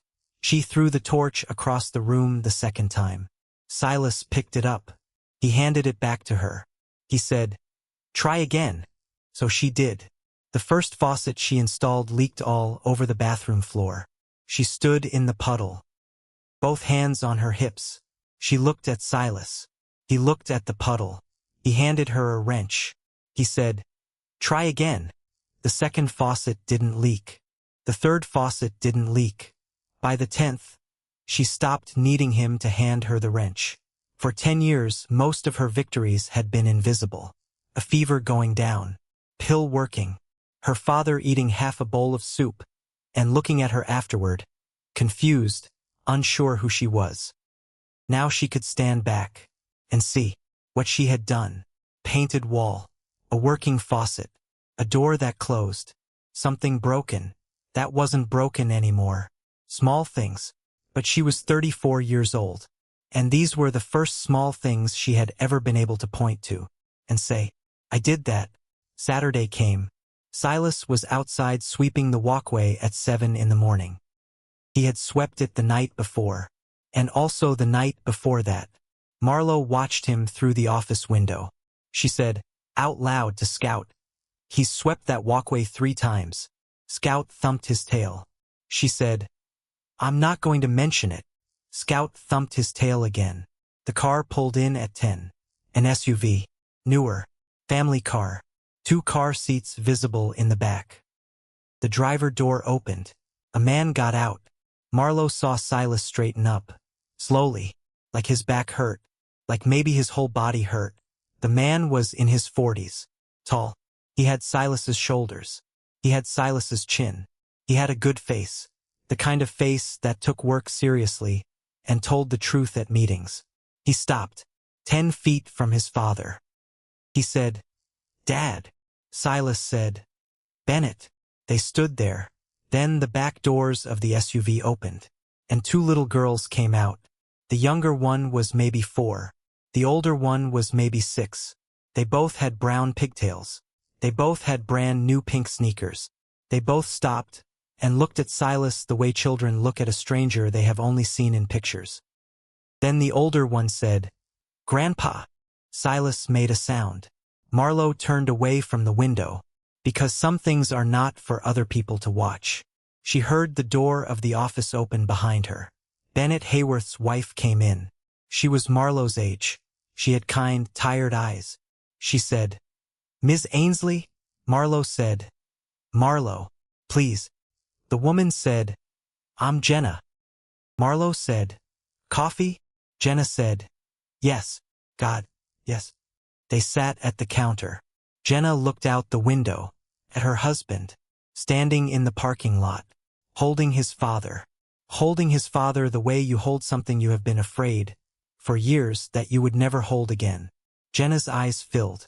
She said, He wouldn't let us come get him. He said he wasn't worth the drive. Marlow said, I know. Jenna said, He is worth the drive. Marlow said, I know. Jenna wiped her face with the back of her hand. She said, Thank you. Marlow said, I didn't do anything. Jenna looked at her. Jenna said, Ma'am, you gave him a reason to answer the phone. They stayed the weekend. The little girls named Scout their new best friend. They put a paper crown on his head. He wore it all day. He seemed to enjoy it. Bennett fixed the awning that had torn in the storm. He and Silas worked on it together. Marlow heard them talking low from the top of the ladder. Not about anything big. About tools. About the weather. About the way the light was coming down over the ridge. Sometimes the biggest conversations happen in the smallest words. On Sunday afternoon, Bennett came into the office. He set an envelope on the counter. He said, I don't know how to say this without insulting you. Marlow said, Try. He said, This is a check. For his time. For the work he's doing. He won't take money from me. I know him. She looked at the envelope. She said, How much? He said, It doesn't matter. It's what I can spare. I wanted to go into whatever you're doing here, because whatever you're doing here is giving me my father back. Marlow's throat closed. She said, Bennett. He said, Please. She said, Okay. She took the envelope. That night, after they were gone, she opened it in the office by herself. She sat down, hard. She whispered, Oh, because it was more than she had expected. Enough to fix the electrical in one full room. Enough to buy a proper commercial-grade smoke detector system for 3 units. Enough to matter. She put her forehead on the counter. Scout put his chin on her foot. She said out loud, Dad, look what happened. She had been at the motel 40 days when Adeline came. She had never come before. Not once. Marlow saw the dust plume from a mile away. She watched a small blue pickup crest the rise of the highway. She watched it slow. She watched it turn into the parking lot. She knew. Before she saw the driver. She said, out loud to Scout, "Oh no." Adeline Frost got out. Very slowly. She was 79. Her hands trembled a little when they let go of the truck door. She was carrying a wooden box. Marlow walked out to meet her. She said, "Adeline." Adeline said, "I haven't left that diner in 12 years, honey, so please don't make me climb any stairs." Marlow said, "Come inside." They went into the office. Adeline set the wooden box on the counter. Very carefully, as if it might crack. She said, "It's time." Marlow said, "Time for what?" Adeline looked at her. Adeline said, "Sit down, sweetheart." Marlow sat. The wooden box was small. Cedar. Old. Hand-cut hinges. The lid had a single word carved into it, in a shaky hand, that Marlow recognized without being told. Marlow. Her name. Her father had carved her name into this box. She looked at Adeline. Adeline said, "He made it, about a year before he got sick." Marlow put her hand on the lid. Adeline said, "Before you open it, I have to tell you what your father told me. Not in a letter, in person, because he wanted you to hear it, from a voice." Marlow said, "Okay." Adeline sat down across from her. She folded her hands in her lap. She said, "In 1978, your father was 22 years old. He came out of a house he could not stay in. His father was a man who hit people. His mother was a woman who couldn't stop him. So your father did the only thing he could think of. He left, on foot, with $11 in his pocket." Marlow held very still.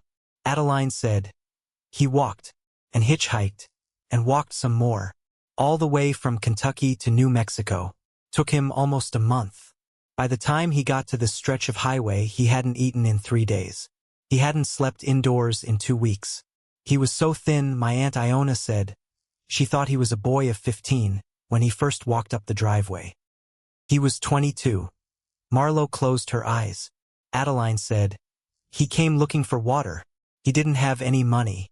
He was going to ask for a glass, and then keep walking, because he had never been the kind to take, even from strangers." She paused. She said, "My Aunt Iona took one look at him, and she took him inside, and she put him in room 13. And she and my Uncle Merritt fed him. For 3 weeks. They didn't ask him a single question. They didn't ask for a name. They didn't ask for money. They just fed him, and let him sleep." Marlow's eyes were full. She did not wipe them. Adeline said, "At the end of the 3 weeks, your father was strong enough to work, and my uncle drove him into town and got him a job at a filling station. Your father lived in room 13 for another 6 months. He worked. He saved. Then he moved on." She paused. She said, "The morning he left, my Aunt Iona hugged him, and she said something that your father remembered every day for the rest of his life." Marlow said, "What?" Adeline said, "She said, 'One day, honey, you'll pay this back. Not to us, to somebody else.'" Marlow made a small sound. Adeline reached across the counter. She took Marlow's hand. She said, "He came back to see them. Every couple of years. He wrote them at Christmas. When my uncle died in 2007, your father drove out and helped my aunt bury him. When my aunt died in 2011, your father drove out and buried her. He was the only family in the room, because they never had children of their own." She paused. She said, "The motel was in her will. She left it to him. She said, 'In the will, and I have it if you ever want to see it.' She said, 'Thaddeus Ainsley knows what this place is for. He'll do right by it.'" Marlow was crying. She wasn't trying to hide it anymore. Adeline said, "He tried, sweetheart. He tried to fix it up. He came out here 2-3 times a year. When you thought he was in Cincinnati for work. When you thought he was at conferences. When you thought he was seeing an old friend.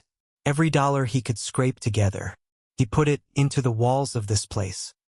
She said, then he got sick, and he couldn't come anymore, and you were the one taking care of him, and he knew he wasn't going to get to finish it. Marlow whispered, why didn't he tell me? Adeline said, because he was going to. Marlow looked up. Adeline said, he said, and I remember this.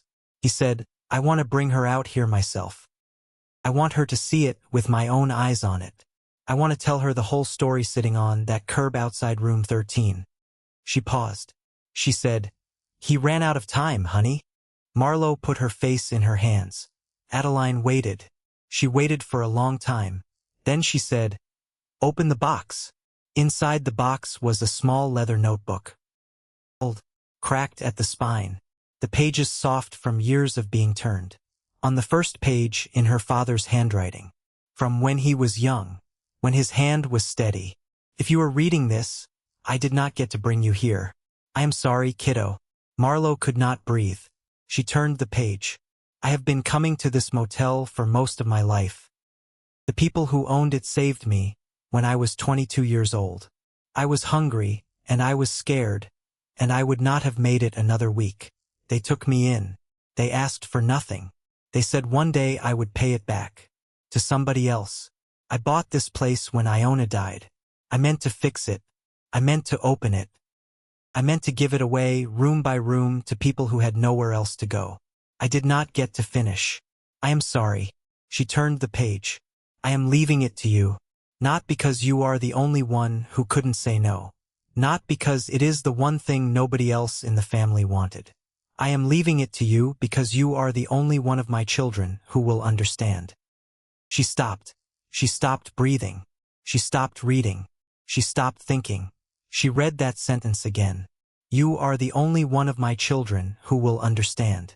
She turned the page. You spent 10 years of your life on a person who could not thank you. You know what it is to give somebody something they will never repay. You know what it is to sit by a bed at 3 in the morning. You know what it is to be needed by a person who cannot even remember your name at the end. Your brother and your sister are good people, but they do not know what you know. You know what it is to be a safe stop for a tired traveler. That is why I gave you the motel. Not because it was the leftover thing. Because it was the important thing. I am so proud of you, kiddo. Dad. Marlow put her face into the pages. She wept. She wept the way she had not wept at the funeral. She wept the way she had not wept in the sedan in Missouri. She wept the way she had not wept at any point in the last 10 years. She wept because, for a decade, she had believed she had wasted her life on a man who was going to die anyway. She had believed her siblings were right. She had believed that the years she had given her father were rent-free years. Years that did not count. Years she could not point to. Years nobody would ever look at and say, good job. And her father had known. Her father had known the whole time. Her father had built her a monument. Not out of gratitude. Not out of guilt. Out of understanding. He had left her the one thing on earth that only she could love the right way, because he had needed somebody to keep the chain going, and he had believed, from 10 years of watching her hold his hand, that she was the one who could. Adeline sat quietly, across the counter. Scout sat at her feet, very still. When Marlow finally raised her face, an hour had passed. She looked at Adeline. She whispered, why didn't he ever tell me any of this? Adeline said, because he wanted you to find it for yourself. He said, he wanted you to walk in with your own 2 feet and decide all by yourself that this place was worth saving. She paused. She said, he said, if you decide it isn't, he wanted that to be your choice, not one you made because you owed him. Marlow said, it's worth saving. Adeline smiled. She said, I know, honey. 2 days later, Preston Cole came back. He was smiling. He was still smiling when he sat down on the concrete curb. When she poured him coffee. When she told him calmly, evenly, that she was not selling. Not now. Not in 50 days. Not ever. He kept smiling. He said, Ms. Ainsley, I am willing to give you another 90 days. She said, No. He said, 120. She said, no. He said, you can't afford this. She said, I know. He was quiet. Then he said, you will be back. She said, maybe, but not to sell. He set down his coffee cup. He stood up. He looked out at the motel, at the row of doors, at the small pile of lumber Silas was stacking near room 3, at the little wildflowers Marlow had planted in the concrete planter she had turned right side up. He said, I hope you're right, ma'am. He said it kindly. That was what scared her. He got in his SUV. He drove away. Silas watched him go. He said, he didn't like that. Marlow said, no. Silas said, he's not done. She said, no. 2 nights later, room 3 caught fire. Not a big fire, just the electrical panel. The one they had just replaced. The one that had cost her most of Bennett's check. Marlow woke to the sound of Scout barking. She sat up. She smelled it. Smoke. She was out the door in 10 seconds. Silas was already there, dragging the fire extinguisher from the office. They killed it in under a minute.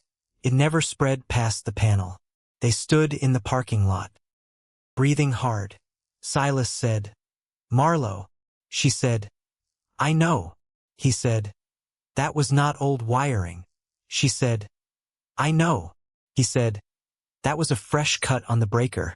I put that breaker in myself last week. She said, I know, Silas. He looked at her. He said, you want to call the sheriff? She said, and say what? That the nice man in the good suit did it, with no evidence, and no witnesses, and no insurance. He said, so what do we do? She looked at the smoking panel. She thought about her father, walking across the country, on foot. She said, we fix it. Again. They fixed it. They fixed it with less. Because there was less. They fixed it in silence. Because they were both too tired to talk. They fixed it in 3 days. Because Silas Hayworth was a stubborn old man, and Marlow Ainsley was her father's daughter. The county inspector was scheduled for 2 weeks later. She did not sleep those 2 weeks. Not really. Then the second storm came. Came in the afternoon. Just like the first one. The sky went the color of a bruise. The wind picked up. The birds went silent all at once. Silas stepped out of room 3. He looked at the sky. He said, Marlow. She said, I see it.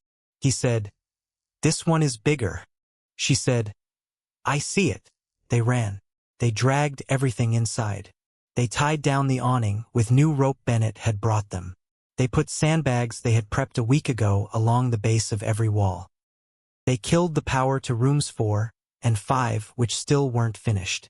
They stood on the walkway, watched the western sky, watched the wall of rain come. Silas said, it's going to be a long night. She said, I know. He said, it's just us. She said, I know. Then, down the highway, a car, then another car, then a truck, then 2 trucks, then a small blue pickup she recognized. Marlow stopped. She looked. She said, Silas. He turned. The first car pulled into the parking lot. Nora Whitfield got out. She had a rain slicker, and boots, and a duffel bag. She was 70% gray now. She looked happy, which was strange to see, on a woman standing in a parking lot, with a storm coming. She said, Ms. Ainsley. Marlow said, Nora. Nora said, I was in Flagstaff. Someone called me. Marlow said, who? Nora smiled. She said, your friend Adeline. The blue pickup was Adeline, 79 years old, driving through a storm to get here. She had 3 men in the truck with her, contractors, 2 of them under 30, 1 of them under 25. All of them from town, all of them looking at Marlow the way you look at a woman you have heard about but never met. The 2 trucks were Bennett Hayworth and 2 of his friends. From Colorado, they had driven 6 hours through weather. The second car was a man Marlow had never seen before. He got out slowly. He was older than Silas. He walked with a cane. He was carrying a small canvas bag. Silas said, "Who is that?" Marlow said, "I don't know." The old man walked over. He looked at her. He said, "Ms. Ainsley." She said, "Yes." He said, "My name is Dr. Ellsworth Pace." He paused. He said, "Back in 2014, your father paid for my wife's motel room. For 4 nights. She was leaving me. It was our worst year. I found her here. He didn't ask me to explain anything. He just told me to sit down. And he made me coffee. And he told me she was safe." He paused. He said, "We're still married." He set down his bag. He said, "So I'm here." Marlow stared at him. She said, "How did you know?" He said, "Adeline called." He smiled. Very small. He said, "Adeline has been calling. Everybody your father ever helped. For a week. They fought the storm together. There were 12 of them by the time the rain hit hardest. Some of them Marlow knew. Most of them she didn't. All of them, at some point in the last 20 years, had passed through this stretch of highway. And found her father, waiting, with a room, or a meal, or a tank of gas, or a phone call to somebody they had needed to call. They worked all night. Nora Whitfield stayed at the front office answering the phone. Because somehow all night people kept calling. To check. Adeline Frost, 79 years old, made coffee, and soup, and more coffee, and more soup. She would not leave the kitchen. She said at one point, "I've been waiting a long time to feed people in this motel again." Bennett Hayworth stood on the roof for 2 hours in the rain. He and his father, nailing down the ripped tin. Dr. Ellsworth Pace, cane and all, sat in the office, and splinted a young contractor's finger, which the young contractor had broken, trying to lift a beam by himself, because he had felt stupid, asking for help. Marlow worked, and worked, and worked. At some point around 3 in the morning, she stopped. She stood in the middle of the parking lot, in the pouring rain, and she looked, at the lights on in every room, at the small figures moving, behind every curtain, a scout running from door to door, making sure everyone was still there. She thought, she thought, she thought, "Look at what he built, without ever telling me. Look at what he built." She thought, "I am not just his daughter. I am his second try." She did not sob. She just stood there in the rain, and she let it fall on her, because it felt like being blessed. The sign held. That was the important thing. When dawn came, gray and cold, and pale over the ridge, the sign of the Second Hope Motel was still standing. It leaned a little. Silas said he could pull it back up before lunch. Every room still stood. The roof had held. The electrical panel had held. The awning had held. Marlow sat on the curb outside the office, wet through, muddy to her knees, hot coffee in her hands, Scout leaning against her leg. Adeline sat down beside her, wrapped in a wool blanket. Adeline said, "Your father would be proud." Marlow said, "You keep saying that." Adeline said, "It keeps being true." They watched the sun. Nora Whitfield came out, sat down on Marlow's other side, wrapped in her own blanket, sipping her own coffee. The 3 of them sat on the concrete curb of an old motel in the New Mexico desert. 3 women, different ages, different lives. All 3 at some point having been sure they had nowhere left to go. Nora said quietly, "I bought a house last month, in Flagstaff." Marlow looked at her. Nora said, "Small, just for me. It has a lemon tree." Marlow said, "That's beautiful."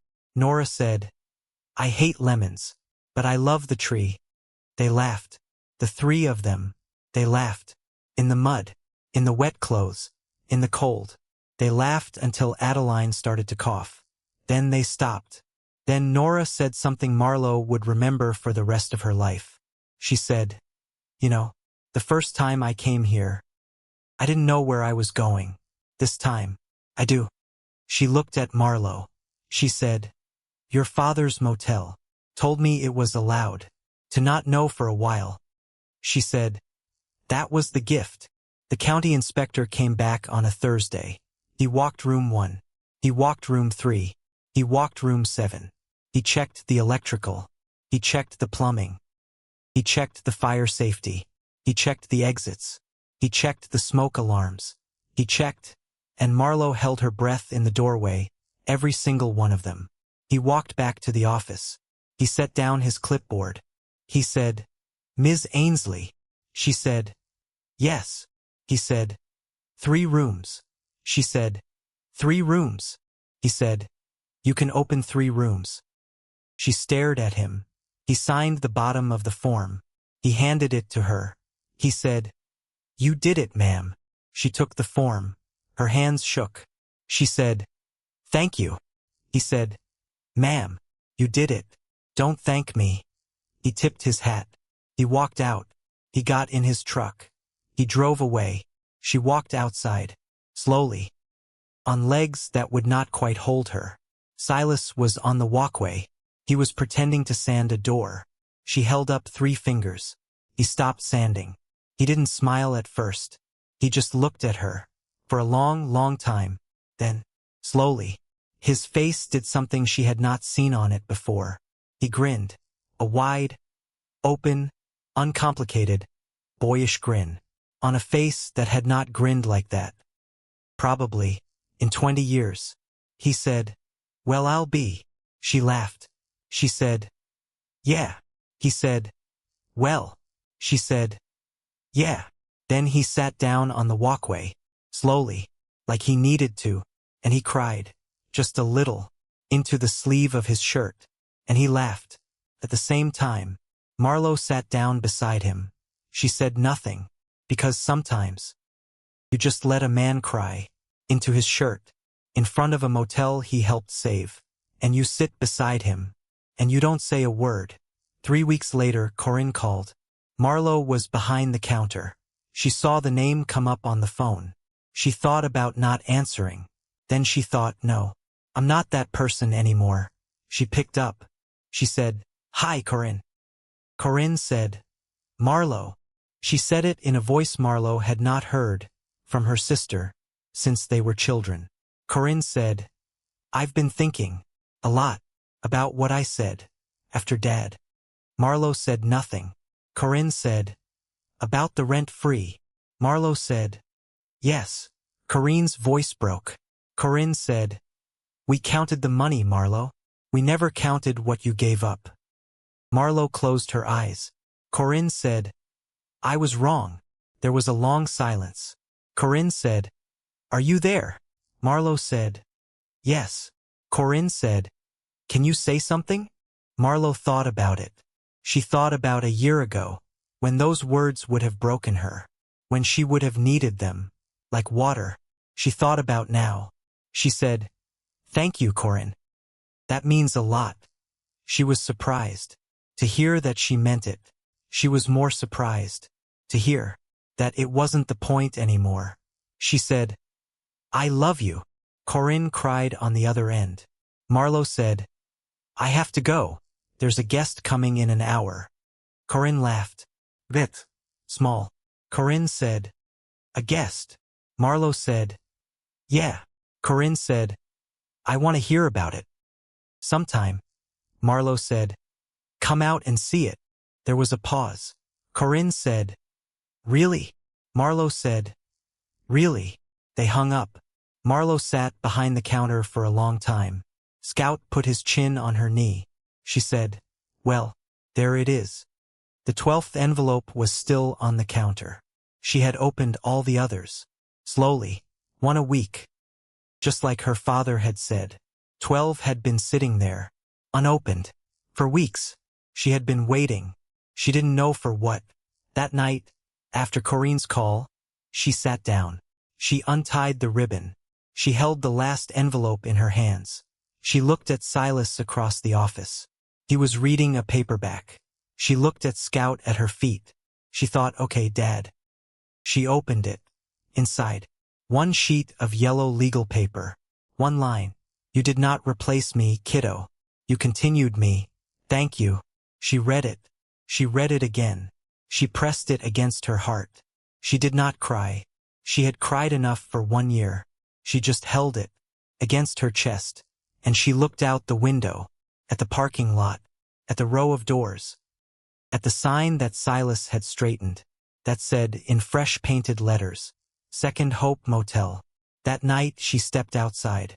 The desert was cool. The sky was black. The stars were bright and close and countless. Silas was on the walkway, sitting on the concrete curb outside room 13. His door was open behind him, warm light spilling out. He was drinking coffee, same as always. Scout was lying at his feet. She walked down. She sat down beside him. She looked down the row. Room 1. Nora had reserved it for the next month. She was coming back to drive the Pacific Coast Highway she had wanted to drive since she was 22. Room 2. A widow from Amarillo. First trip alone in 50 years. Room 3. An old mechanic. Just laid off. Looking for what came next. Room 4. Still under construction, but almost done. Room 5. A young mother and her son. Coming through, headed west, needing a break. Room 6. Rented tomorrow. Room 7. Ready. Room 8. Ready. Room 9. Under construction. Room 10. Under construction. Room 11. Under construction. Room 12. Her room. Room 13. His. Every window had a light on. Every one. She counted them. Slowly. Twice. 13. She said, out loud, Silas. He said, yes, ma'am. She said, look. He looked. He was quiet for a long time. Then he said, well, I'll be. She smiled. She said, the second light isn't the life you get back. He looked at her. She said, it's the life you finally choose. After the first one is gone. He nodded slowly. He said, that's a good sentence. She said, I've been thinking about it a while. He said, it shows. They sat in silence. The wind moved through the sagebrush. Somewhere, a truck ground its gears on the highway. Somewhere a coyote called once. Scout sighed. He rolled onto his side. He went to sleep. She thought about her father, 22 years old, walking across the country, rail-thin, with $11 in his pocket, and an old couple who took him in, without asking his name. She thought about him coming here, every couple of years, in secret, fixing what he could, paying what he could, keeping the electric on to room 13, waiting, and running out of time. She thought about the day she was born. He had known then, some part of him had known, that one day she was going to be the one who could carry this. She thought about 10 years of pills, and sheets, and the sound of his voice at 3 in the morning. She thought about him asking her on his last night if she had eaten. And she thought, yes, Dad, finally, ate, really ate, not just at the table, not just food. I ate every single one of those years you were afraid I had wasted. And they made me into the woman who could do this. They were not empty, Dad. None of them. She closed her eyes. She sat there, beside a stranger who had become a family. On a curb outside a motel her father had loved in secret. In the middle of a desert, under stars. For the first time in her life, she was exactly where she was supposed to be. Somewhere right now a woman is watching this, and she has spent 10 years, or 20, or 30, caring for someone, and she thinks that when it ends, she will be nothing. She won't be nothing. She will be a woman who knows how to stay, who knows how to show up, who knows how to make a bed for a stranger, who knows how to hold a hand at 3 in the morning, who knows how to be, in this loud and impatient world, a safe stop for a tired traveler. That is not nothing. That is the rarest thing there is. The world runs on people like that. And your years were not rent-free. They never were. If Marlow's story touched your heart tonight, tell us in the comments what your second light looked like, or what you hope it will look like. Someone reading your words tonight may need to know that starting over is still possible. Subscribe for more stories that remind us. It is never too late.